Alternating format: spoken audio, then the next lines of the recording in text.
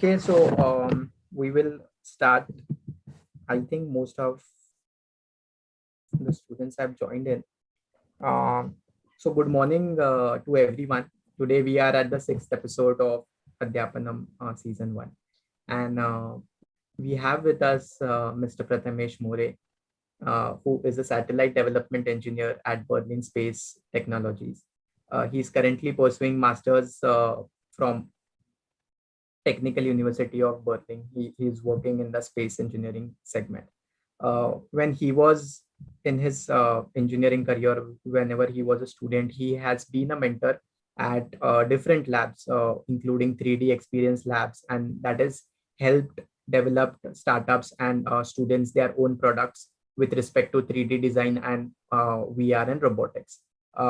He is also an influencer. He works in this space where he is creating awareness about space technology through his social media channels. And pre previous to this space where he is currently working, he used to work with Dassault Systems.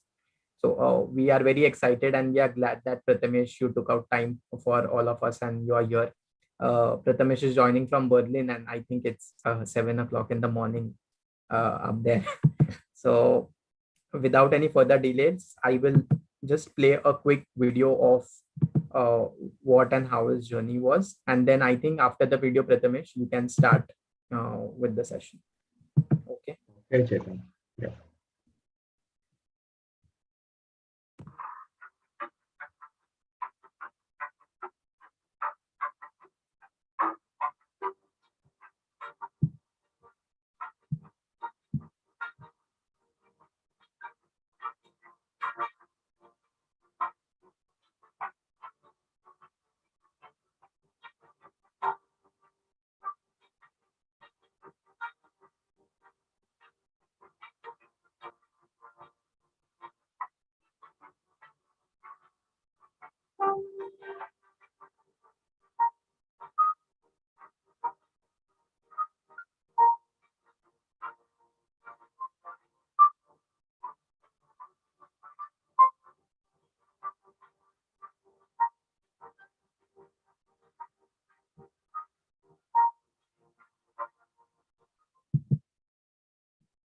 So Prathamesh, all our bright students will be having a lot of questions for you. In the past time and in the past sessions, a lot of students have continuously been asking us, they want to hear on such topics, which is artificial intelligence, machine learning, and different things. So I hope a lot of questions will be put to you during this session. And over to you from here. Okay, Chetan, thank you so much for a great introduction. And hello, everyone. Chetan told me that many of you or all of you are like the brightest, and are really. So I'm a bit nervous right now because you know such a great people already. Like you guys are gonna be the stepping stone for the upcoming days. I see myself as a person who sees this generation, like your generation right now, who is going to be like what I'm working on is like a building block. We are building something right now which is going to be at the end of 2030, 2040s, and you will be the guys who will be there to handle all those things at the end of the day. So I'm really excited to be here. I'm glad, like everybody will say the same thing, like they're glad, but I'm really glad to be here to at least even like a slightest, even if I would be able to even help you, like even a slightest, that would be the big deal for me. So starting off with, as Chetan already said, I have been working in space industry since last 3 years. I'm currently even working with Berlin Space Technologies, and we are developing this kind of satellites. And interestingly, we are developing satellites for India. Now that I will get to that in the later part. But for now, I am going to prove you guys that space industry is going to be one of the most interesting, one of the most booming industry in the coming decade. I'm going to be placing some facts in front of you. I'm going to be telling you some stories, and you will be convinced at the end of the day that yeah, space industry is definitely booming, and what we are working for uh, is gonna be a big thing. And how can you easily get into such fields? Like, you don't have to be scared. Like, I have been a mechanical engineer in a very average university from Pune. Still, I was able to get into it. It is not a big deal. Even if it's a rocket science, it's not a rocket science metaphorically. So, so let's get started. I will change it to this view. So can you see my screen, everybody? Or oh, it's flipped out, right? Just give me a Yes, second. Prathamesh, we can see your screen.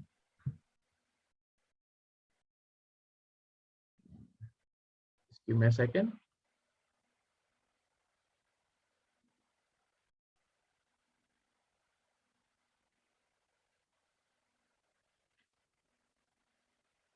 Okay, why is it not flipping out horizontally? Yeah.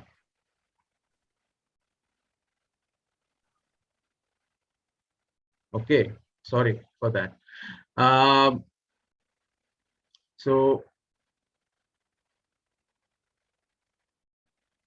I will be presenting. I will be talking about science, space engineering, and a little bit of artificial intelligence. There is a Prathamesh, lot to cover. just sorry to interrupt you in between. Yeah. Have you placed the screen in a mirror image? Is it what it is? Because we are able to see a mirror image of your Oh, PPT. oh, oh, it's a different on my side. Anyways, I'll just rotate it back. Is it 1 second? Is it okay now? Yes, yes, yes. If you Okay, could just sorry. put it full screen or something like that, because your video is also there at the Yeah. bottom. So full screen will be the best. Okay, cool. So can you see now, everybody, perfectly? Yeah, I think it's still on the editing part of it. If you can just put it full screen. It's still on the editing part of it. Because, oh, let's do one thing. I think this is also fine. We can just start.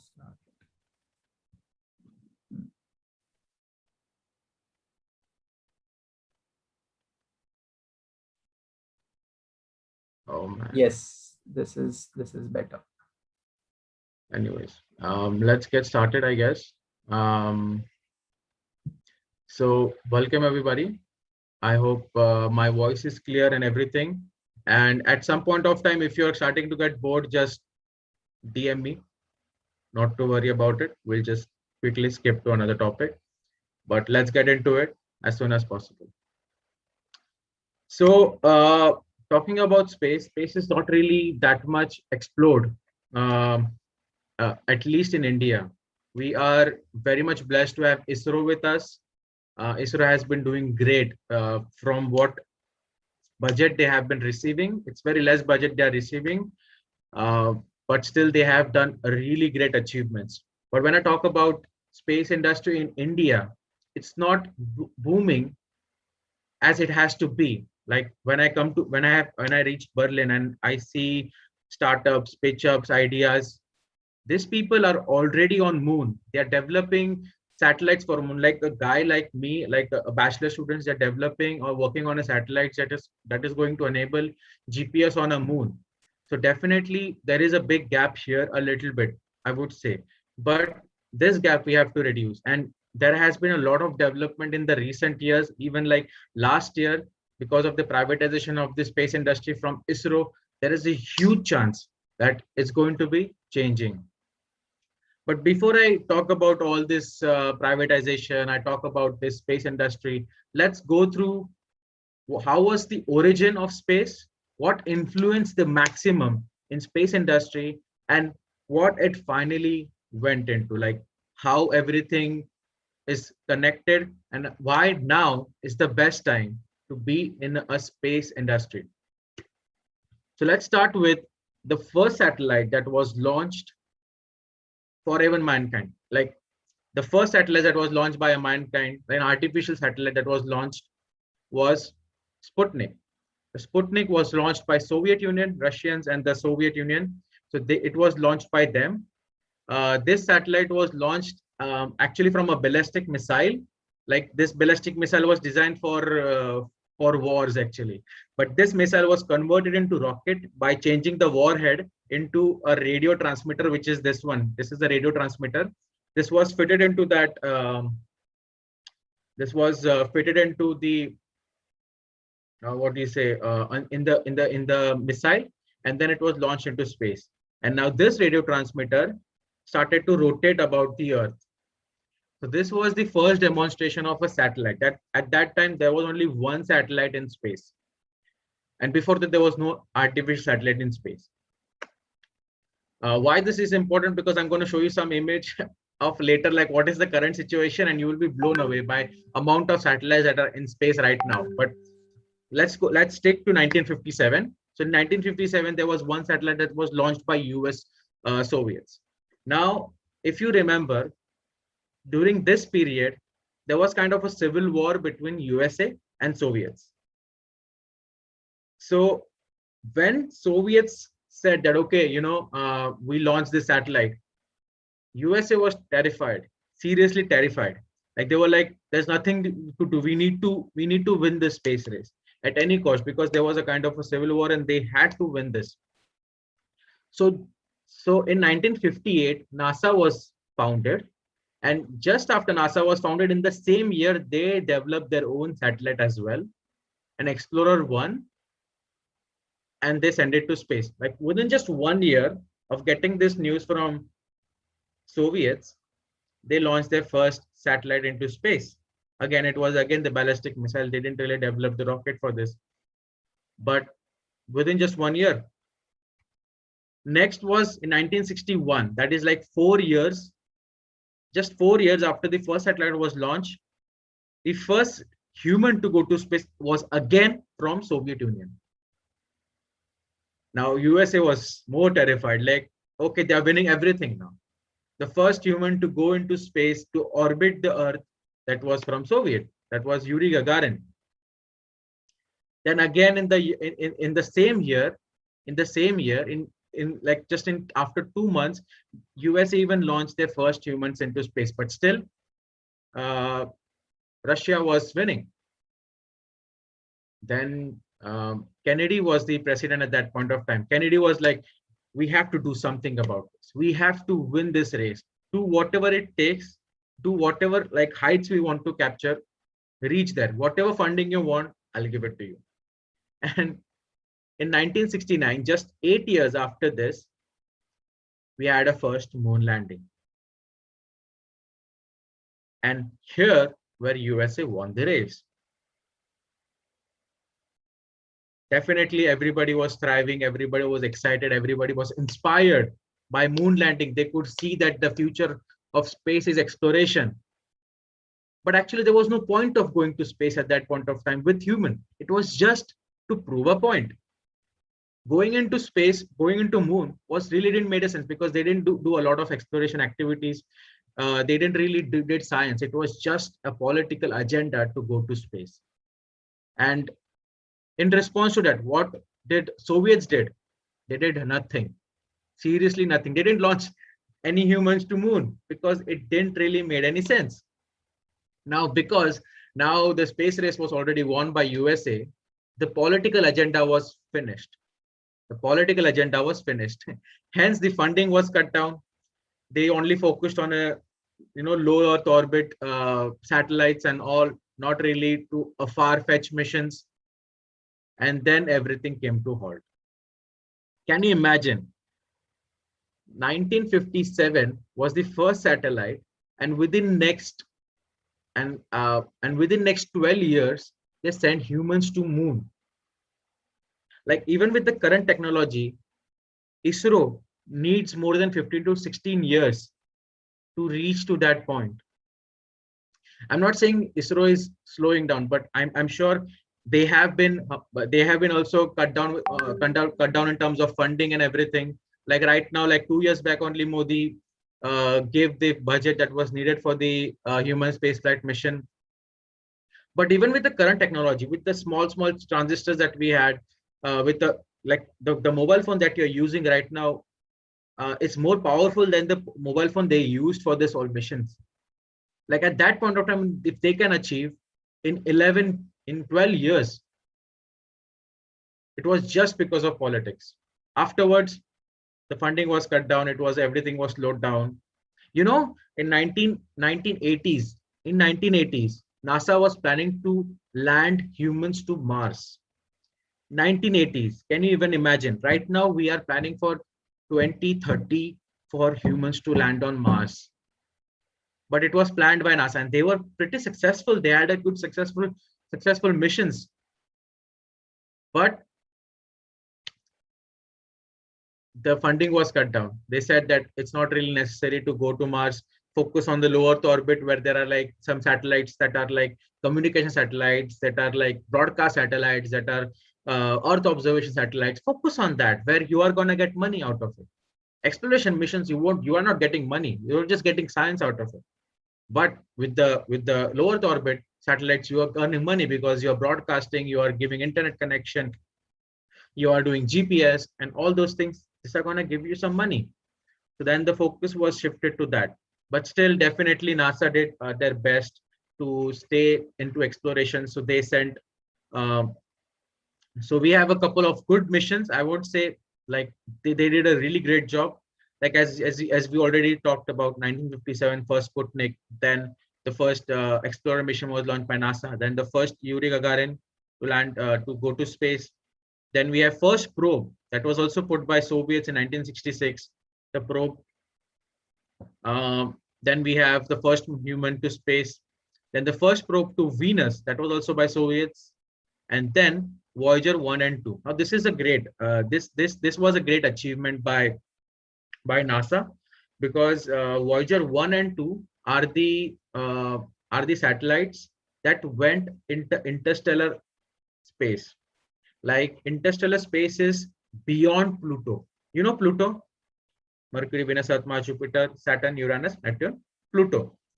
So the region which is out of Earth's out of Sun's influence, that space is called as interstellar, and that far these two have went.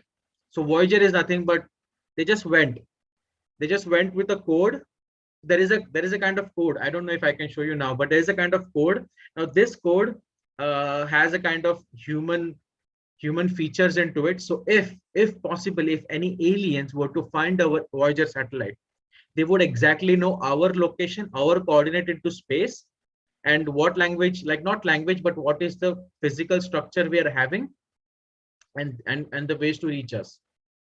So it's kind of a vague idea, but it's a good like they had kind of a like they just put a sticker and they just send it to the space. So if somebody finds it, they will find us.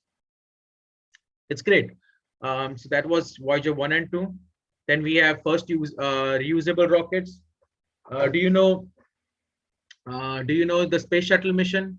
It has tanks and everything. So it like launches like this, and then every tanks are like dismantled, and then it orbits, it does its job, and then it just comes and lands on the. This is like a reusable rocket. So the rocket was not like just finished. It was a reusable rocket. So you might even know a lot of space shuttle missions, which was a good achievement by NASA. Then definitely we have International Space Station, a lab that is floating. A lab, a science lab, is there in the space right now, which is going at the speed of around 28. Okay, which is going at the speed of around 28,000 kilometers an hour. 28,000 kilometers an hour. It is going at the speed of that lab, and there is a constant presence of human on board that International Space Station. Imagine humans are going at the speed of 28,000 kilometers an hour, but they won't feel a thing because of centrifugal force. And definitely We have the reusable rockets by SpaceX. You already know how it lands it back. Actually, this is the Falcon rocket, so it like lands back, and so on and so forth. They were good achievements, I would say, but it wasn't a prominent achievement as it was in the previous days in the 10 years, just because of the political agenda. Even with, I would say, as I was telling you, the NASA was planning for this space for planning for this Mars mission, but the funding was cut down. In 2004, George Bush reinstated, like he like revived the whole idea, like let's go to Moon and Mars. After George Bush, uh, Barack Obama came. He did no. Let's not focus on Moon. Let's go to Mars. Then who came? Trump came, and his administrator said, "Oh no. Let's not target Mars. Let's target Moon. First, let's go to Moon, and then let's go to Mars." So NASA was always in this like yes, no, yes, no, yes, no, and there was no prominent development.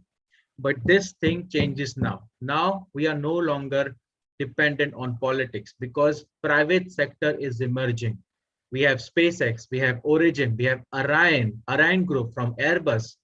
Then we have a good rockets from India.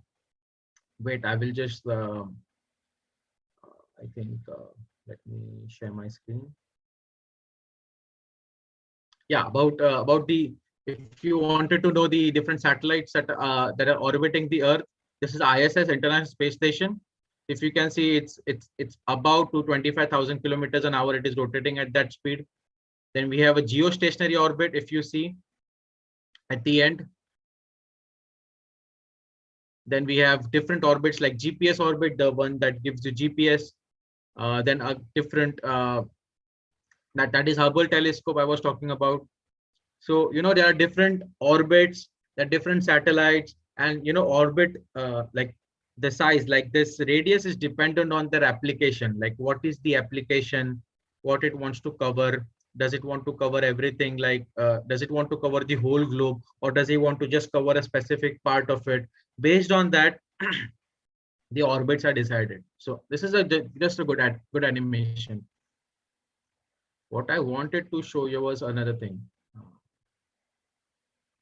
Okay, can you see? Okay. Yes, it is visible, Pratham. Okay. So if you go right here, I have talked about the startups of Indian startups. So there is a startup called as Skyroot. So Skyroot is developing Vikram 1, Vikram 2, and Vikram 3 rockets. Like these are the startups that are currently developing this rockets for Indian space exploration, or for sending satellites into space. I won't say for the space exploration because they are not so powerful enough, but I would say it's more like for sending the satellites to low Earth orbit or to the geo orbit, for example. Then we have, and even like the funny thing was, Skyroot is supposed to be launching from a vehicle. You don't need a launching site for it. It can be launched from anywhere from the world just with the help of a launcher, like you have like missiles that are launched from the vehicle. Then we have Agnikul. Agnikul is coming up with a new rocket, that is Agniban rocket. So this, they just look like us. They are not they don't look like some aliens. They look like us. These are the guys that we're looking forward to. Agnikul is planned to launch with a balloon launch, so it will inflate into the space and then it will launch. So it will reduce a lot of launching cost and fuel requirement. Then we have Bellatrix Aerospace, which is going up with a Chetak rocket. So these are Indian companies, Indian startups, which are founded by none other the members like you and me, and they are doing great. We have Pixel Space that are launching the Earth observation satellites. Then we have Dhruv. This is just one man army. He's doing everything. He's doing ground support equipment. He's doing launchers. He's doing satellites. And this is an India I'm talking about. And a lot of other startups like that these Astromias are trying to give like remote locations of very high internet speed and stuff like that. It is crazy to know. And even our ISRO, to be honest, ISRO, like I have been like our college have launched around 22 to 23 different satellites into space, and a lot of them have been launched from PSLV. So if you don't know PSLV, this is our PSLV. This is the Indian rocket. We launched our satellites from PSLV. And when my chair of space technology, chair of our department, he was talking to me. He was like, we sent the satellite through this Indian rocket, and we had a huge amount of accuracy. The accuracy was immense, and it was so cheap. Launching from Indian rocket is so economical for others. Everybody are now considering launching from PSLV. Even our company right now, where I'm working in Berlin Space Technology, we are considering launching from PSLVs. We are asking for quotations regarding what are the quotations for launching from this rocket. It's crazy. It's crazy how cheap they have made, how efficient they have made. These are different rockets, by the way, from ISRO. GSLV Mark III is the strongest rocket so far. That was used for Chandrayaan 2 mission, Mangalyaan mission, no, not for Mangalyaan mission, but Chandrayaan 2 mission and Chandrayaan mission. And we have GSLVs. Yeah, the everything else is mentioned. You can just like every detail of everything is mentioned here anyways. Some facts I would like to share.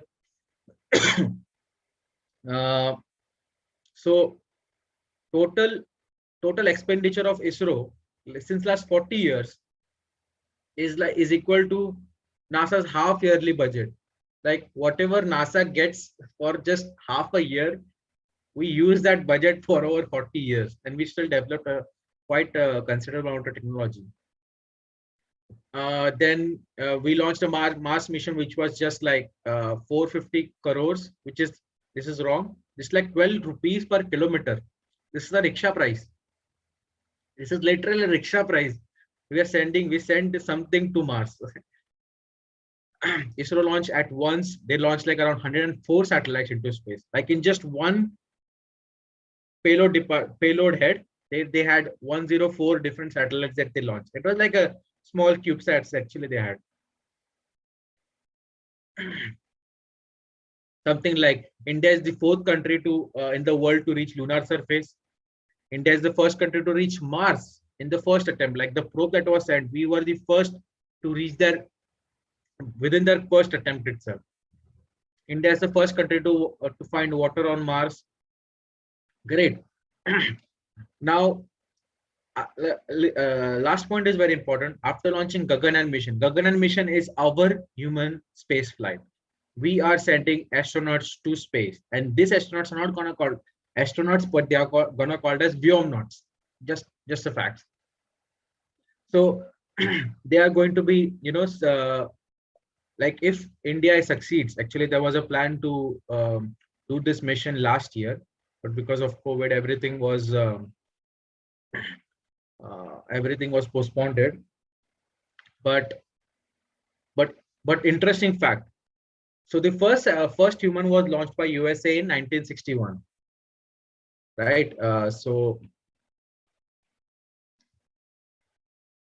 I was mentioning here, first human was launched in 1961, then second human was launched in 1961 again. The third human was launched by China in 2003, and after that, no other country has launched it so far. So India is going to be the 4th one to do so, which is good.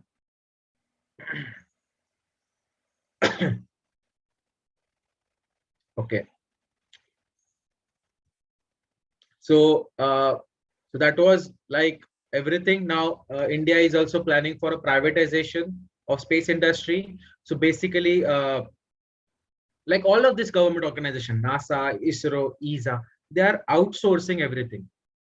They're outsourcing the rocket development. Like NASA doesn't develop rocket anymore. They give the contract to SpaceX. They're not developing spacecraft. They give the contract to Lockheed Martin. ESA is not developing, European Space Agency is not developing a rocket. They're relying on Airbus. Similarly, ISRO doesn't want them to develop the rockets on their own. Now they want someone else to develop the rockets for them, because developing rocket is a time consuming process. And what they need is, they need someone else to develop so they can concentrate more on the science stuff. Like this Gaganyaan mission, they should concentrate on. So that's the reason why privatization of space industry is booming right now. ISRO is gonna give access to their labs for people if they want to start up or if they want to test something. They're going to give the resources for people to buy the for people to make their own rockets or satellites that can go into space, so they can work on more scientific stuff rather than building rockets and satellites.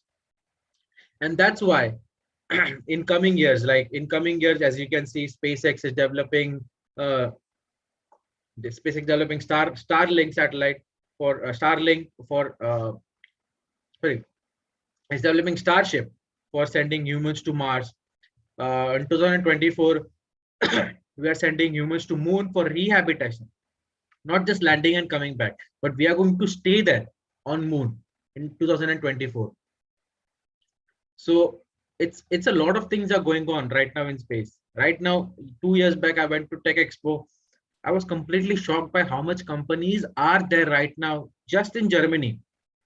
Just in Germany, how many companies are there that I was interacting with. I was getting knowledge about them, which are into space industry, which is great. Give me just like 1 minute. I'll just take a short break. I'm just getting something on my throat, I guess. Yeah, Prathamesh, take care. Yeah.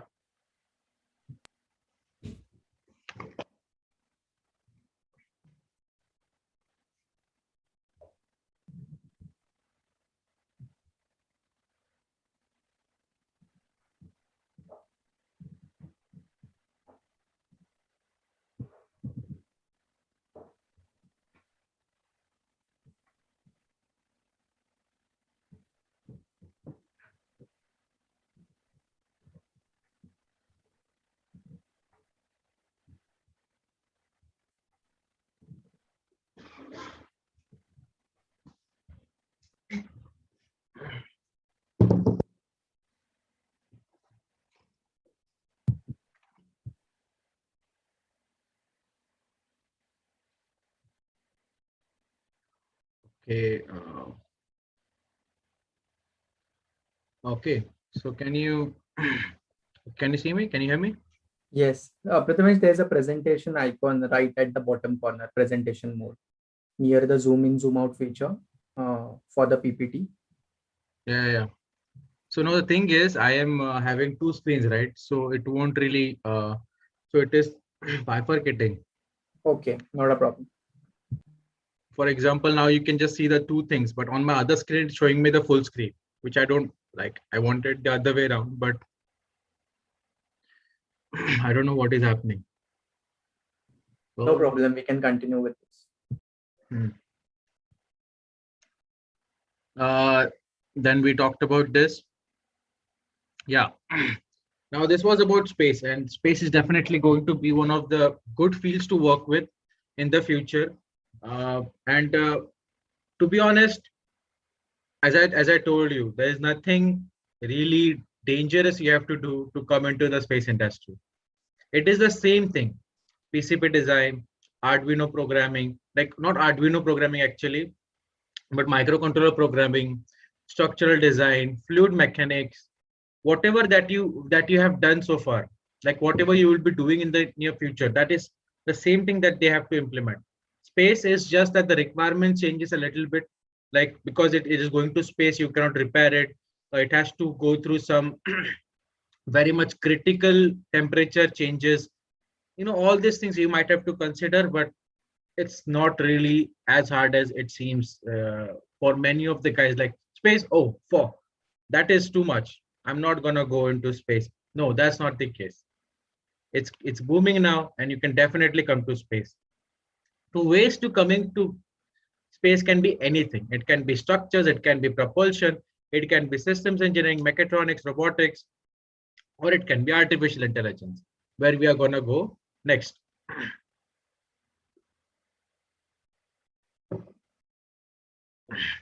So as you already know, artificial intelligence, it is used in Tesla cars.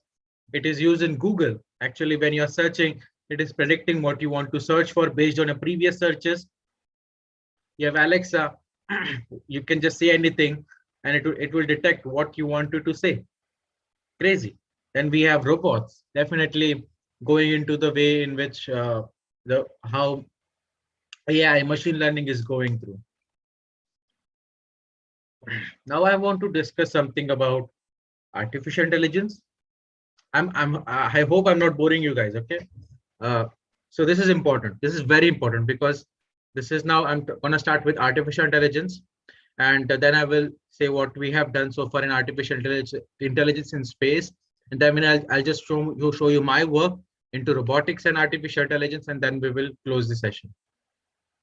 So a simple thing.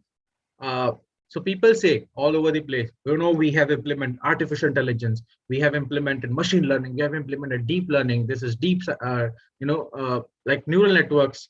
We are doing all these things, but nobody knows the distinguish between them. What is the difference between machine learning, artificial intelligence, and deep learning? Well, we are going to see it now. What is deep learning? Deep learning is nothing but it is a neural network. A neural network that acts just like our brain, like how our brain is able to make the really important decisions, because our neurons fire at each other, and it tries to make sense. It tries to reduces the it tries to reduces the error that you have, and because of that you learn something. So this architecture is called as neural network. That is a part of deep learning. Then we have different architectures for neural network. The one is CNN, convolutional neural network. If your images are in the form of, like, if you want to learn something from images, then you have what you have is CNN. You have ANN, artificial neural network, when it's in the form of numbers. RNN, when it's in the form of like a time series. So it's just like architecture that your brain has. That is called as deep learning. Then you have machine learning. Now, machine learning is a bigger subset of deep learning, where machine learning have different methods. Like you have supervised learning, you have unsupervised learning. Okay, so now if you're teaching a kid to write A, that is called as supervised learning. But your kid starts walking, that is unsupervised, because you don't really supervise a kid to walk. You might hold his hand and you might tell him to walk, but eventually he finds his own way.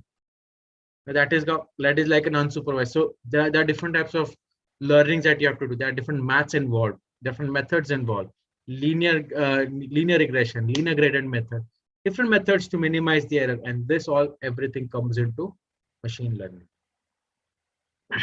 Then comes the bigger part, which is AI. AI is nothing but the whole system that is using this machine learning, deep learning into their own thing.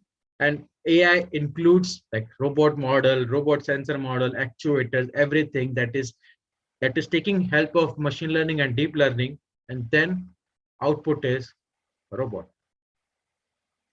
That's AI. AI is everything. A car is an AI, but what goes in a method, it is ML, machine learning. And the machine learning sometimes uses its own method, such as statistical method, and sometimes it uses deep learning. If the problem is too complex, then it uses neural network, just like our brain. Deep learning is an architecture, machine learning is a method, and AI is the whole system.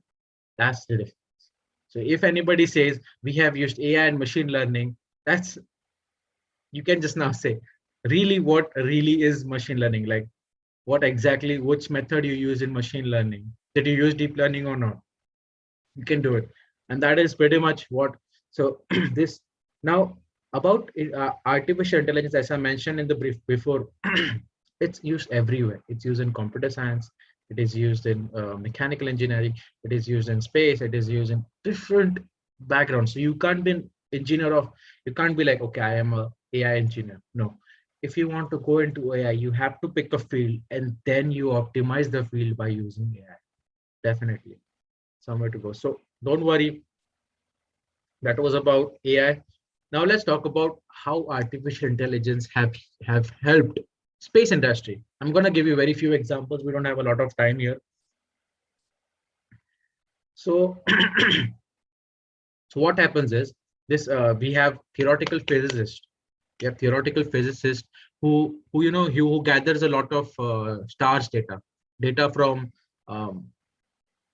from all over the places, from Hubble telescope, from everything, from spectrometer.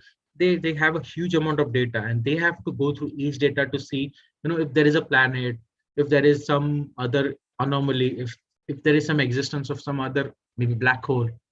You never know. And theoretical physicist has to go through all the data one by one. And sometimes they skip small probability data. Like, okay, there is a very small probability of if there is some planet or not, and they just skip the data. And that's the reason we might miss some planets. So if you can see B, C, this capital 90b. So this is a Kepler sun. This is like a very far light years away from us. This sun is very far. This is our solar system. I mean, it's not really as close as you can see it here, but it's like this is our sun and this is our solar system. But let's keep it aside. And this solar system is very far from us. So this is the Kepler sun. Then this is the first planet, 90b, 90c, 90d, 90e, 90f, and they missed this one planet in between because it was having a very less probability.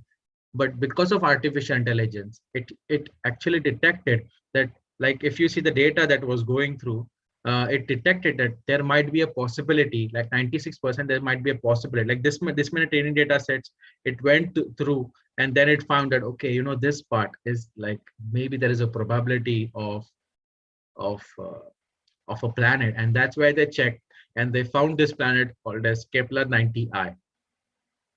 Well, interesting thing, like, you can't really depend on like it's not an algorithm, like, okay, if this is the data you get, that's a planet. No, you need to be a theoretical physicist really to know what kind of data or what different patterns are there and what this pattern could mean. And that what AI is doing right now. It is actually trying to detect different patterns. Now this is unsupervised learning because you cannot really tell them to look for a planet. It will look for everything, every single pattern that it can find, and it will tell you, okay, this is something maybe I think is very a point of interest for you. That is really a big application for space. I mean, hands down. Okay, I remember when I was talking about there was only one satellite in space. If you see this image, oh, 1 second.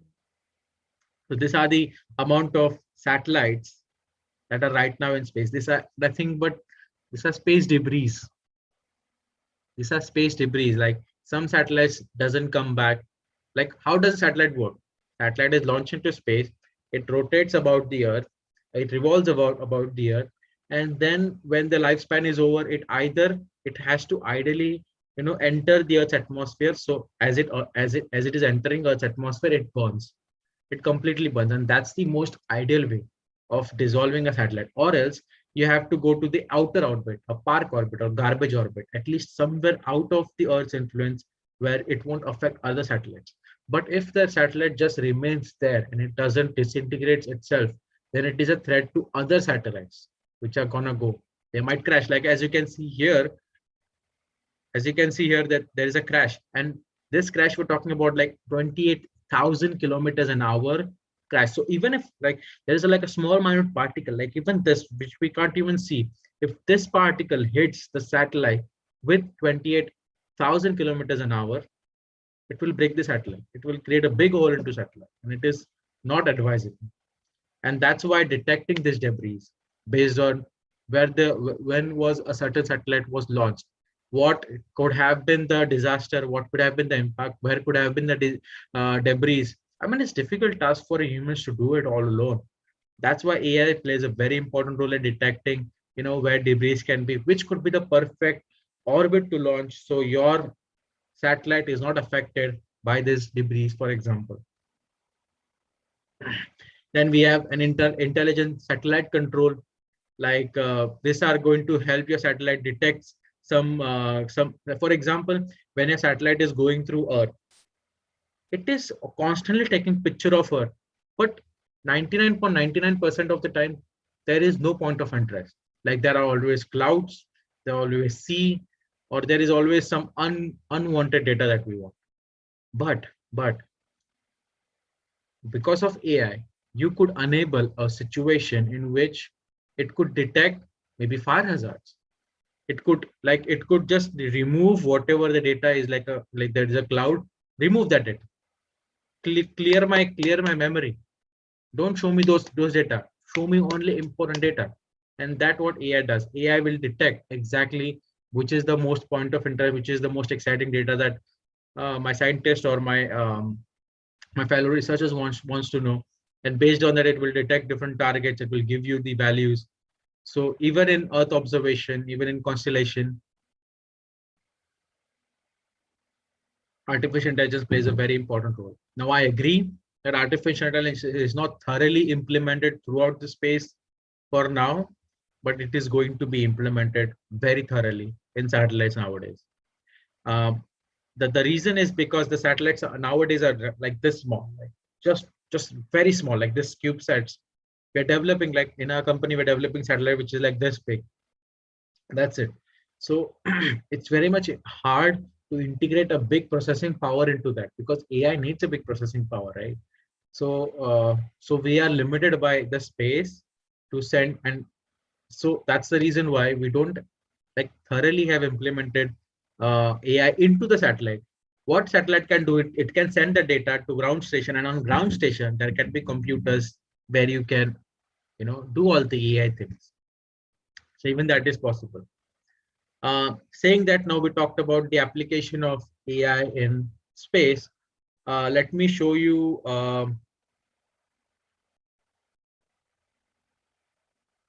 Okay, where is it?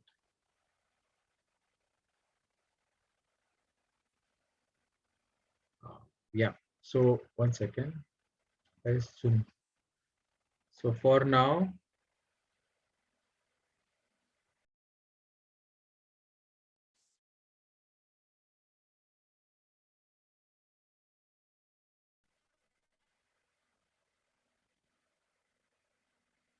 let me show you this. This is currently my thesis project.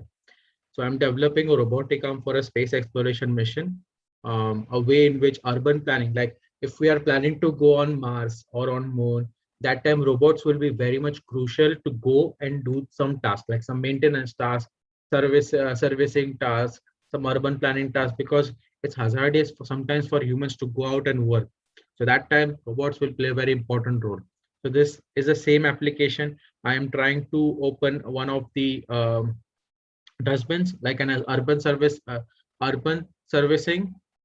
So for now, I'll show you. This is the small. Do you see my screen, right? So this is a small window which is showing the camera feed. Chetan, can you confirm if you are seeing my screen? Yes, Yes, sir. it's clearly Oh, visible. okay, fine. So this is nothing but the screen that my this camera is capturing. Okay, now look carefully. Okay, now as you can see here, there is a box. I don't know if you can see it, but there is a box right here. Right here, there is a box. So basically, my camera is detecting that hole, that keyhole. It is detecting it. Now this has been done by using machine learning. So what I did was I gave my machine learning algorithm different angles of the keyhole. Like this is how keyhole looks from this side. This is how keyhole looks from this side. And then I told him, learn now, do the machine learning. Like it involves a lot of algorithms, and I had help from one of the bachelor students from from TU Berlin. So then afterwards, my camera was easily able to detect this keyhole. Like if you just place it at any angles, it is able to. It has, because it has learned how the keyhole looks like, and that's why the keyhole is detected. This is a good application of AI. Now, uh, now what my robotic arm is doing is, now it is trying to align itself. Like it can be anywhere in the space, but as soon as it detects, okay, there is at this point there is the keyhole. Now as you can see now, it like adjusts itself, and then it goes ahead, it again adjusts itself, then it shoots. Now it is able to now rotate it. Now definitely I have to still work on the key part, which I'm still working on. My thesis is not done yet, but this is an example of how machine learning can be implemented. Like I did the machine learning, and then this is the whole AI part where my robot is now able to act autonomously without my help. Now that is AI. That is artificial intelligence. My robot is able to think for itself and do the function. But what goes inside, what is working inside is neural networks and machine learning. Understood? So that was that was it for the whole session. I'm like space, artificial intelligence, and robotics are the huge topic. I'm sure that you guys might have a lot of questions about it, or even if you don't, even if you don't now, you can take my email address, send me the questions, because I can't stop talking about it. It can go on and on and on and on and on, but I had to restrict it somehow. That's why uh, that's why I had to cut down to this point. But I would just tell you one suggestion from my side. Whichever field you want to go in, like definitely now I'll be speaking on behalf of robotics or space engineering. If you want to go in this kind of field, algebra, physics are an important aspect for everything. Like even for me, I have to work with Fourier, I have to work with integration, I have to still work with differential to path and everything. It's everywhere. If you're going for theoretical physicist, if you want to learn more about space exploration, if you want to learn more about how the space dynamics works, how black holes are formed, how the stars functions, and all those things, now physics is a way to go. So I would say take physics very seriously if you want to get into one of these fields, or else if you're getting into more of an engineering aspect, like I am in right now, I am in more of an engineering aspect rather than in physics aspect. So for me, it's mostly like orbit planning. Even that requires physics for me. So yeah, it's a good option to go for. Also, yeah, I'm going to post my email in the chat for sure. But if like get into any field, like for now I would say, like if my cousins ask me that which field you want to go in, or which field I should go in as a mechanical, or as an engineer, which field I should go in India, I would suggest that you know go to computer science, because that is a highly paid jobs nowadays, right? But I would still feel bad that India is not going where it should be going. All these places, all these sectors are still emerging, and right now is the right time to get in, because now computer science is getting populated. People are already there. Great minds are already there. अभी और populate मत करो इसको, जितना ज्यादा populate करोगे उतना उसका उसका वैल्यू कम होगा. बिटकॉइन ज्यादा से लोगों को पता चल गया, उसका वैल्यू खत्म होगा. Same thing. Right now, this field is going to be emerging. Robotics, for sure. Robotics, space exploration, emerging. AI, emerging. When I'm talking about data science, emerging. Data science, yeah. अभी मैंने AI की बात करी. AI को थोड़ा probability डाल दो तो वो data science भी हो जाता है. So yeah, go in any field possible. Any field is okay. You can get into space engineering at the end of the day, क्योंकि space engineering is a broad field. उसमें हर type का job आएगा. Like you can go to anything. So I am getting quite some questions here. Anyways, I think most of these questions will be directed to Chetan, and one by one I will answer as Chetan goes ahead and asks me. Yeah.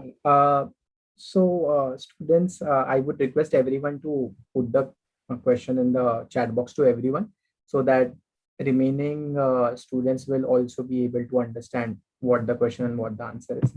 However, before we take Abhishek's question, Abhishek has asked a brief question about this session. I would like to know from you, Prathamesh, personally, uh, a little bit about your journey from 11 to this space field, because there will be a time when you were in 11th and 12th standard. Uh, Okay. and also, then you did your engineering, as you said, you did it from Pune University. And uh, was it a long process to come to this? And if someone from our group, like from the participants, if someone wants to pick this journey, or they want to do something in this field, what are the primary things that they need to keep in mind at a young age? Because I believe everyone is around 17, 18 years of age right now, and there will be a lot of things to explore. So what are the key takeaways that you will tell a student during his student life, to ensure that he's keeping good with the subject and where he wants to lead to? Uh, so fortunate enough, engineering field is a vast field. You can actually switch between different fields. To be honest, that's a good thing about going in any field is okay.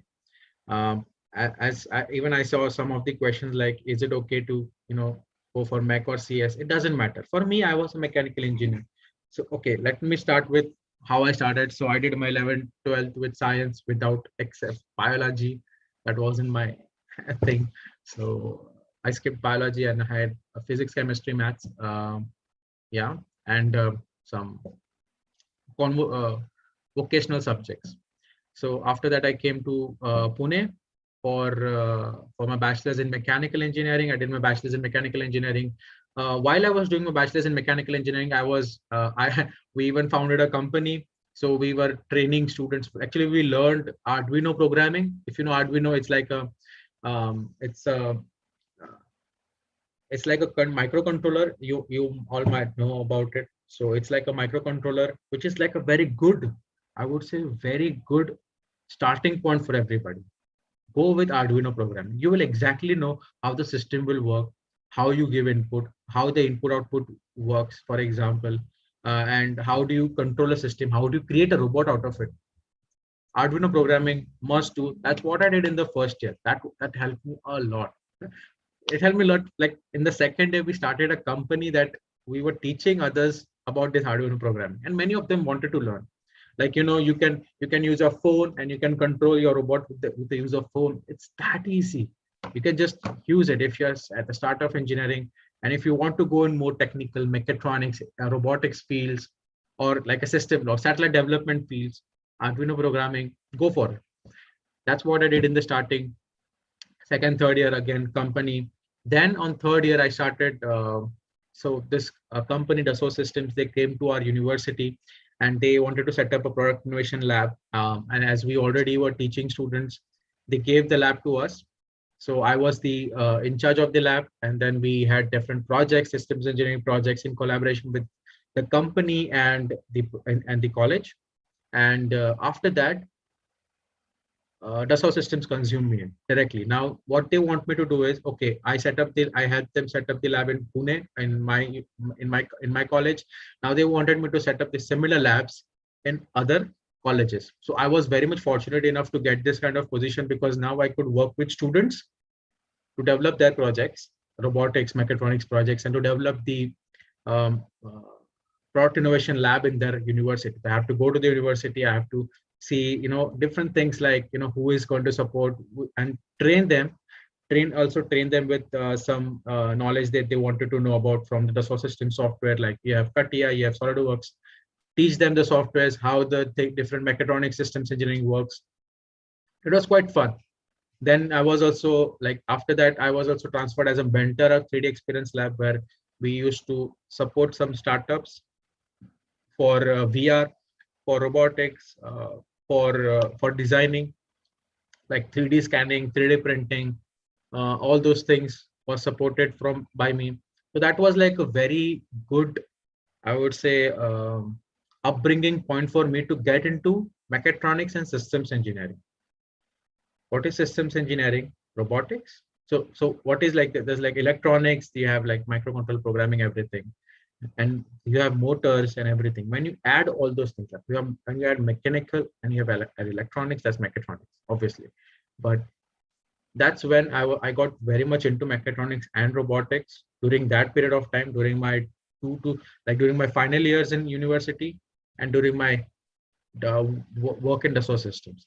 And because of this systems engineering knowledge, I got into space engineering from Technical University of Berlin. So there is a course in Technical University of Berlin. If you want to check it out, if you are going to pass out, it's it's Master of Science in Space Engineering from Technical University of Berlin.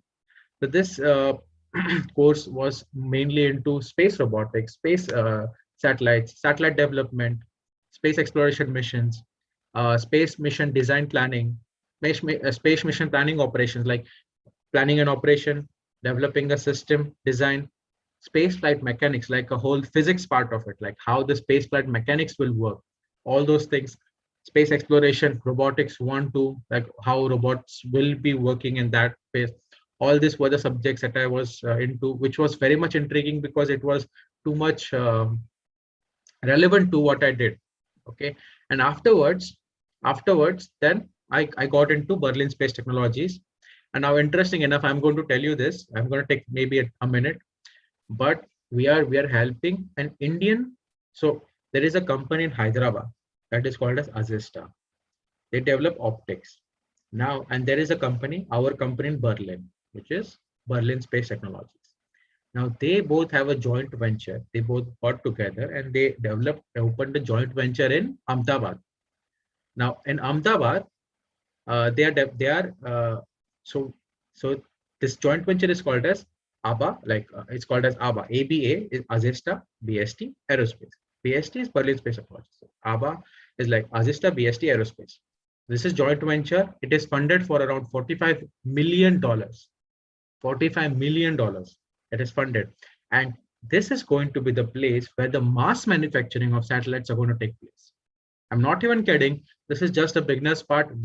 My department, ABA department, we are like a knowledge transfer. We are kind of connecting bridge between BST and ABA. So we transfer all the knowledge to them, and then we develop that plant of mass manufacturing for satellites in there. So as you can see, in India itself, now there's going to be a mass manufacturing satellites. It's going to open a huge amount of job offers for sure. And yeah, so and then definitely I got into it, and then I was like, so my point being that I started, definitely it's difficult for everybody to know what they want to do from the beginning. It's very difficult, but you have to try something out. Like I was lucky enough that I tried something and I found it very much intriguing. And because of that one decision, because of that one course I did in Arduino, I am into a systems engineering right now. So, and it doesn't necessarily need to be the first decision that you make. There might be problem. Like you might select something which is not your which is it's not good. You started guitar, it's not really working out, and then you switch. Trying out different thing is important. Don't complain that I'm not getting my passion or I don't know what my passion is. Just try different things, and you will know one thing. Like for example, Chetan, uh, like he is my colleague. We have studied together. First year, Spectrum event was organized. Now I was also like I also participated as also wanted to be a coordinator of the whole event. I participated, but I was not selected. Chetan was selected, and there Chetan got to know his talents in crowd handling and management and all those event management. And that's how what he's doing right now. He's doing great in his life. It was like he tried that thing and he is successful now. And that's what everybody should do. Just try different thing. And that one thing you're gonna get, which is going to make you a hero. Yeah, that's it from my side. Thank you, Prathamesh. There are a couple of other questions as well, which we'll take right now. Yeah. Yeah. So the first, we'll quickly answer because we have a lot of questions, Prathamesh. We'll spend around a minute per question. Yeah, the first thing that we have over here is, can you explain security of ISRO and other space station as Jonathan James had once hacked this NASA space. If someone is into ethical hacking and all, are there jobs in such kind of space? And ethical hacking. Yeah, yeah. Uh, So he's practicing ethical hacking right now.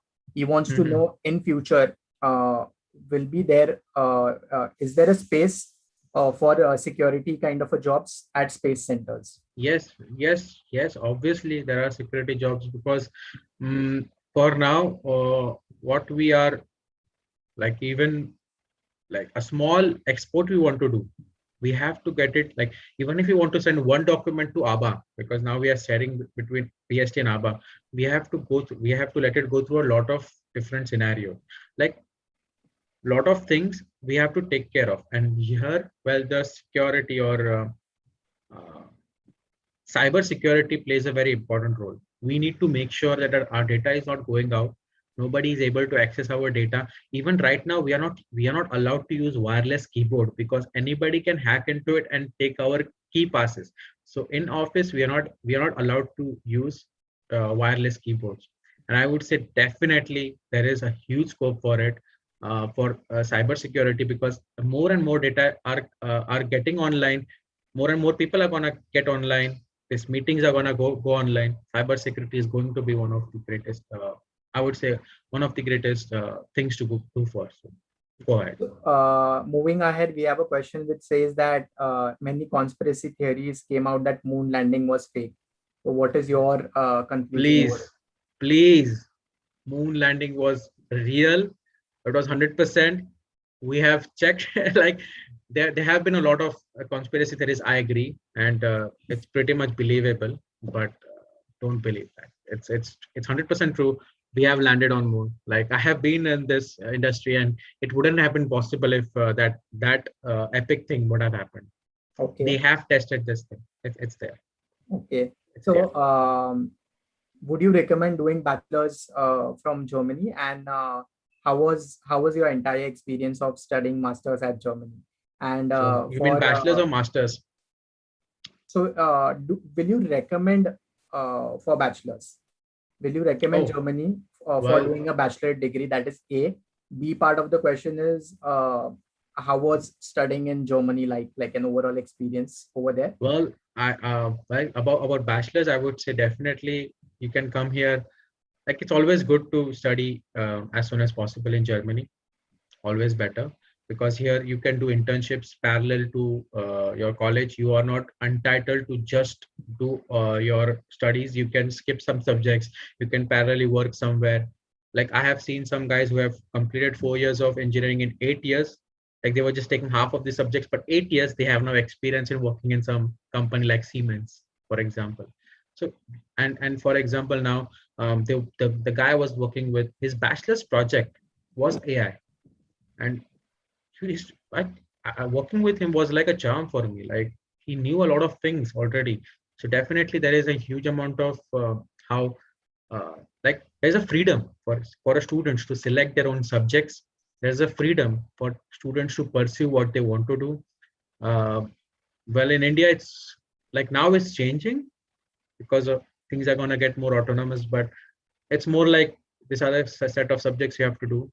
And but don't blame the system right now, because many people have even did better with that system itself, so it's up to you.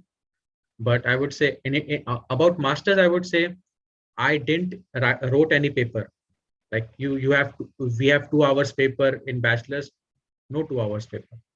I was working on a project, and like we wanted to participate in an event in Poland for a space exploration mission, and we developed a robot for it, and we got credit points for that.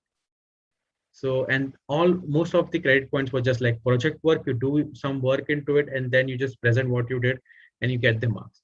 Sometimes there were some quizzes or something. So I like this method a lot. In this, So it's quite practically different you're from learning. what the Indian system is. That you. Yes, it's quite different. So in India, I would say that maybe at least be a part of something. Like maybe be a part of Supra, which is like developing F1 cars, Robocon, which is developing robots. At least be a part of some group where you are going to explore yourself like technically.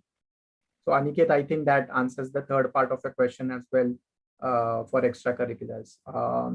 Most important question, Prathamesh, which we have got multiple times in this space. Please explain the difference between aerospace engineering and space engineering. Are they Okay. same, different, and if Yeah. different, what? So aerospace is mainly for aeroplanes. If you know aeroplanes, these are aerospace engineering, and aerospace engineering doesn't have to consider oxygen content because they're going to get oxygen from the air itself because they're not going above space. Space is space. It's out of the Earth's atmosphere. You don't have oxygen, so you have to take your oxygen with you. The whole dynamics changes a lot. The propulsion engine changes a lot, and that's the main difference, first of all.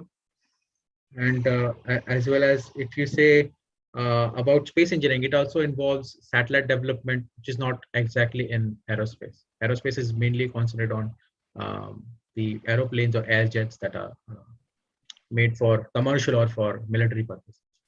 Okay. AI opportunities in India, and can AI affect employment in India, No, and affect job security? I have been getting this question. Like I have been reading through a lot of these things, controversies regarding AI. If AI comes, and a lot of the people are going to lose their jobs. I mean, if AI can, like, if AI is replacing you, be an engineer who repairs an AI or who does an AI. Basically, if AI is going to get your job, like get a job that is going to serve AI. So I'm not telling AI is going to take some jobs, but it is also going to create some more jobs. Okay.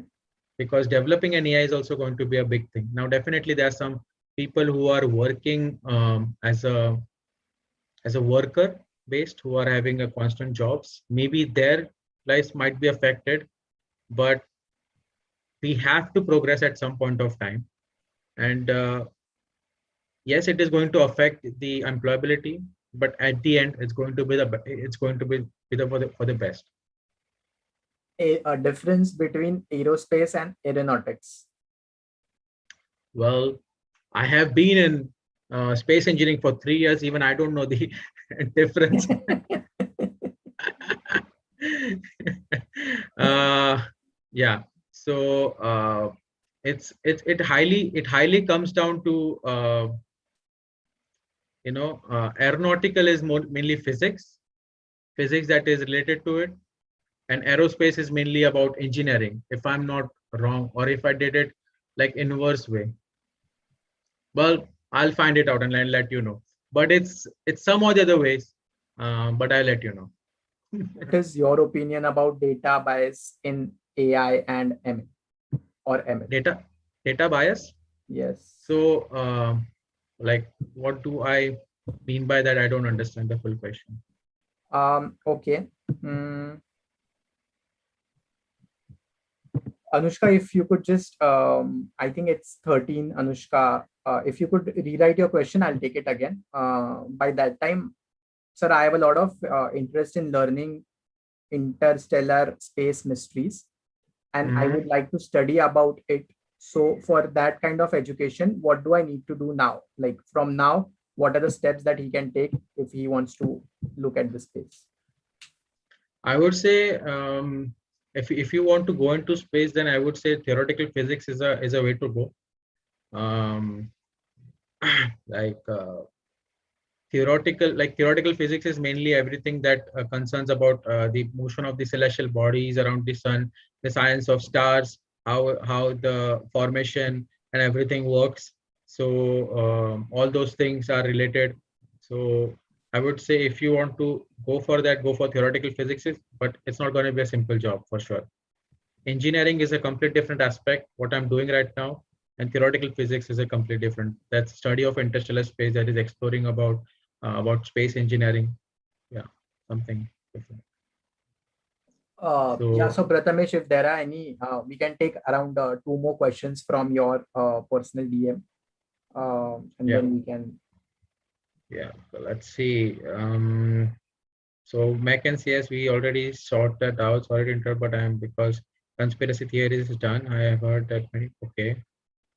Um, Voyager 1 lost in space. No, they are not lost in space. They're purposefully sent in space. Falcon 9 and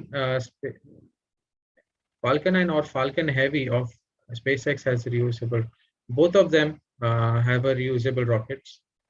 Elon Musk, sir, as there are many debris around, how can we manage those? So about the management of debris, there are like different departments that set downs that predicts a probability for your satellite if it's going to launch into space, if it's going to if it's going to be clashing with someone or not, and based on that they tell you that this is the time frame, this is the probability, and this is how you should launch into space. So yeah, that's how debris but definitely there are also some satellites that are coming, and as I said, if AI is also determining which debris can collide with you, so some different path changing systems are developed right now, are being developed right now. This record is broken 104, isn't it? What? Oh, something else. So Prathamesh, you can CS or take Mac. that question which is asked. Which one? One For second. Let me instance, see. a Google Microsoft AI ML engine identifies So what a is chim's image as a black what is it? person. Which question? I'm not getting it. It's there in everyone. I will just DM it to you. Yeah, I'm gonna like I have like if you guys have any more questions, you can definitely mail me. I am going to be for everyone.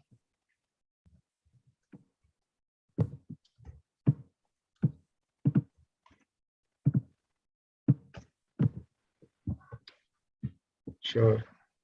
I'm not able to paste it, Prathamesh, so I'll read it for you. For Yeah. instance, a Google Microsoft AI ML engine identified a chim's image as a black person. The general belief is that a computer is unbiased, but the result of AI and ML is based on a training data set. So if the data is biased, then will the result also so will be the result as in the above example. Well, it depends. Whenever the engineer, whoever is training the data, how he's feeding the data, while the machine learning, like before machine learning, before putting it into neural network, you have to normalize the data. You have to present the data in a form that, okay, this is the output that I'm expecting, and this is the input I'm giving, and based on that, learn something. For sure, by default, if you're learning, if you're going for unsupervised learning, it won't be the case like it is going to bias. It will have a biased opinion based on the color of a person, but it will especially like it will specify it as a different person altogether, but it won't have a bias like while selection procedure, it won't have a bias for that unless human feeds it in. Yeah. So Okay. does that really solve your question, or Anish? Yes, we can take like two more questions.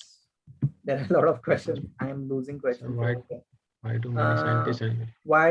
okay, I Yeah, would yeah. say one question is like, sir, why do many scientists desire to work in NASA or work in some abroad companies? Why don't you? Yeah, like I would say, that's the same case with me. It's mainly because, for example, for now, the best option to get into space industry in India is to go to ISRO. And to crack ISRO, you need to crack it's a very difficult exam you have to crack.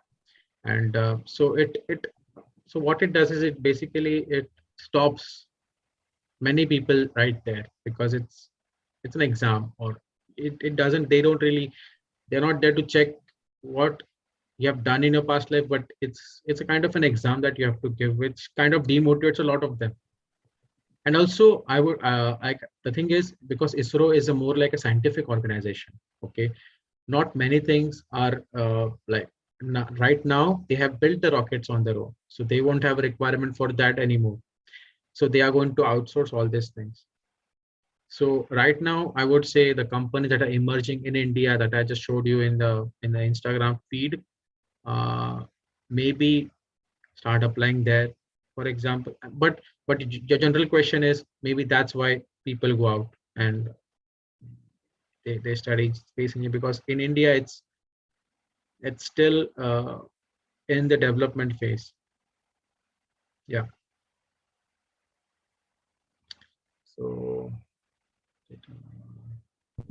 sir, what if we try to transport trash and garbage through a very cheap rocket like mechanism? Will it work, or can we do it? Just because I'm curious to know. I Say am, again. Once again, I think I have the question with me. sir, what if we try to transport trash and garbage through a very cheap rocket like mechanism? Will it work? It won't be worth it to send the garbage to it. There is no cheap rocket. First of all, you always need a huge amount of fuel and huge amount of um, oxygen for in order to send something to space. So And it's what not about worth the it. garbage in the space? I mean, there was one more question up over here, which was Yeah, asking what is yeah. being done to reduce the trash in space. Well, there are different departments that have set down in order to tackle the same issue. As you are clueless, we are clueless too. To be honest, seriously, nobody knows what we can do about it. And Elon Musk is sending more and more satellites to space, and many of them are getting shut down, and it's not going to be of any use. They're not going to come down on its own, so it's going to be staying in the space. Even people are figuring it out. Lot of research paper currently, lot of even my colleagues, they are working on space debris mitigation programs. So there is no one confirmed solution for this. It's mainly how, okay, we can either, first thing is, if we want to tackle space debris, first is either you predict that, okay, my satellite should not crash it, then you mitigate it.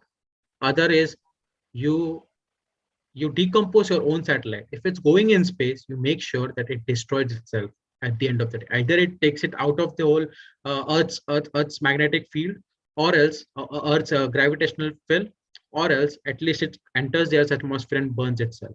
Either you make sure that it burns itself. But currently, the debris that are in the space, there is no one solution for it, and we are everybody is concerned about it. So Prathamesh, I have dropped your Instagram handle also, Yes. and Prathamesh has also dropped his email address. We'll take one last question, Prathamesh, for the session because we have already exceeded the time limit. Last question that we can take over here is government entities and institutes are bounded by government funds, but SpaceX and Elon Musk's other companies have money so that they can afford high rate reusable rockets. But Israel Um, is unnecessarily focusing on cost optimization. Should government give more funds to Israel to compete with international companies like SpaceX? I don't think so. The first thing is, if something is being made economical, we should not resist that, because that's a good thing actually. That is going to bring the space exploration cost to a lower end. Now, the interesting fact about SpaceX launched their first satellite, failed. First rocket failed, second rocket failed, third rocket failed, and fourth or fifth rocket, it was successful. But that time, Elon Musk was bankrupt, completely gone bankrupt. Now he didn't have any more money to create a new satellite. That time, NASA pitched in. They said, okay, we are not going to build any more rockets because the space shuttle program is done. So now you do the rockets for us, and we are going to send the space to the space. We are going to send our cargoes or humans to space by your rockets, and that's why NASA funded SpaceX. Now, if ISRO has got some good alibi like SpaceX in India, SpaceX will concentrate more on, like, NASA is currently focusing on moon mission. It's not focusing on creating rockets anymore. But ISRO, it has no choice but to concentrate on robots, to concentrate on building rockets. Hence, I would say that, but like, we need some SpaceX to be formed in India for the stress on ISRO to get low. Now, about the funding, definitely increasing the funding will be the best option, but we don't have control over it. And that's a sad part, to be honest. Uh, but anyways, I think there's no fixed solution for it, but it's the thing it is, and we are staying in this world. We have to see what other political reasons are there for not getting that plan approved, and we can't just start blaming government for not having a great space industry. We already have a great space industry, to be honest. So, Prathamesh, in conclusion, any message that you would like to give to our young students? They will be giving their 11th, I mean the 12th board examinations maybe this year or in the coming year, post which they'll start their own engineering or medical lives. So, if you were to give any short message for them.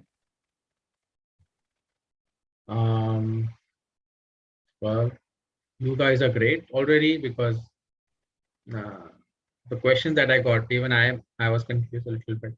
So already you are on the good track.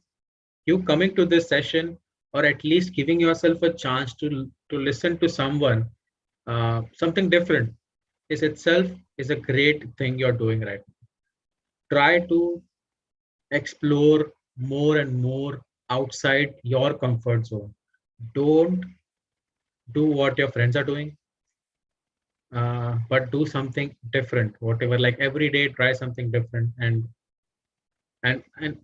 everybody will get what they were looking for. And don't worry, even if you select some wrong engineering field, engineering is so great. You can switch in between the different branches by the amount of work you do, like your thesis, your research paper. It can be related. If you're a mechanical engineer, it can be still related to computer science, and you can integrate both of them together. That's the beauty of engineering.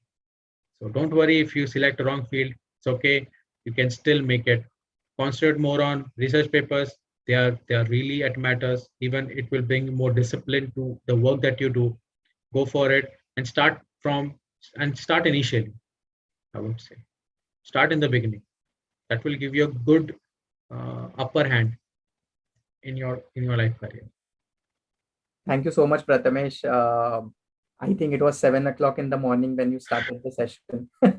Yeah, And you taking out time from all your thesis and project work for these young minds based out of our city, Pune. It's it's no it's really problem. great of you. The session is live. I mean, you can find it on YouTube as well if any of your Mhm. friends have missed it. Uh, what? Okay. On YouTube? So yeah, so this session is also live on YouTube. I mean, if anyone has Yeah, yeah, missed yeah. it, Yeah, sure, sure, they sure. can You can just send me go the there. link away. And follow, like, I like to talk about space engineering. So do follow the Instagram. It's a space underscore curiosity. And just go ahead. Like Chetan might have already sent you. And if you have any questions, you can DM me there on Instagram as well. And you can send me mail. And in the Instagram handle of Matrix, which is like Matrix Science Academy, you have already been tagged. So even if you have missed, if any one of you guys have missed the link over here in the messages, you can go to our Instagram channel, which is Matrix Science Academy, and in Prathamesh's post, you will find his both personal as well as his Space Curiosity channel. So Prathamesh, thank you. Early morning, 7 o'clock, you have joined us and It's no shared problem. all the knowledge. I am really hopeful that it will help a lot of students over here. Yeah. Thank you everyone for joining. Before leaving the session, I would request all of you guys to just quickly fill this feedback form so we can curate different speakers in the upcoming run for you guys. Okay. Thank you everyone. Thank you Prathamesh for being here. Okay.